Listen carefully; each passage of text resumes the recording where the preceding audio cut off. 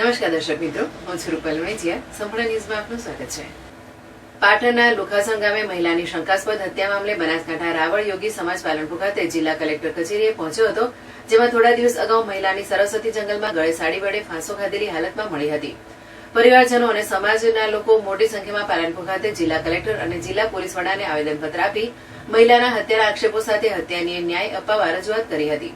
જોકે રાવળ સમાજમાં લોકો જિલ્લા કલેક્ટરે આવેદનપત્ર પાઠવી રજૂઆત કરી હતી કે સિદ્ધપુર તાલુકાના લુખાસણ મુકામે તારીખ 21/7/2024 રાવળ સમાજના કેશરબેન વશરામભાઈ ભટિયાળી રાવળ કે જેઓ લુખાસણ મુકામે આવેલ હનુમાનજીના મંદિરે પોતાનું ગુજરાન ચલાવવા શ્રીફળ અગરબત્તીનો વેપાર કરતા હોય અને સાંજે 7 થી 8 વાગ્યાના સમયે ઘરે જવા નીકળેલ, પરંતુ ઘરે પહોંચેલ ન હોય. ત્યારબાદ પરિવારજનોએ શોધખોળ કરતા તેઓ મળી આવેલ નહીં, પરંતુ બીજા દિવસે સવારે તેમના દીકરાને ખાતરી પડતા તેઓની મરણ થયેલ હાલતમાં સરસ્વતી નદીની ઝાડીમાંથી મળેલ હોય, જેઓની તપાસ માટે પોલીસ ફરિયાદ આપેલ, પરંતુ તેઓએ કોઈ અજાણ્યા વ્યક્તિઓ દ્વારા ખેંચેલ હોય તેમજ તેમની સાડીથી જ ગળે ફાંસો આપેલ હોય તેવું લાગી રહ્યું છે.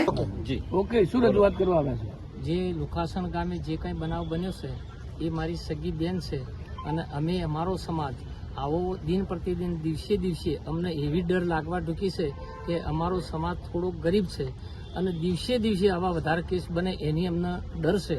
અને જે કંઈ આ બનાવ બન્યો એ નિમિત્તે હાલ જે કંઈ પોલીસ કે જે કંઈ લોકો એની અંદર રસ ધરાવીને કામ સારું કરી રહ્યા છે એમને અમને કોઈ તકલીફ નથી, પણ અમને એક જ તકલીફ છે કે એનો સાચો ન્યાય મળે અને પોલીસ ઝડપીમાં ઝડપી આ બેનના જે કોઈ આ આરોપી હોય, હત્યારા હોય એ લોકોને તાત્કાલિક જેલના હવાલે કરે અને કડકમાં કડક સજા. અમારી તો એવી જ ગણતરી છે અમારા સમાજની કે આ લોકોને ખરેખર ફાંસી મળવી જ જોઈએ કે જેથી કરી અને બીજા કોઈ અનિષ્ટ કાર્ય આવા ન બને. શું નામ તમારું? મારું નામ ગેમરભાઈ ઉમેદભાઈ સમીચા.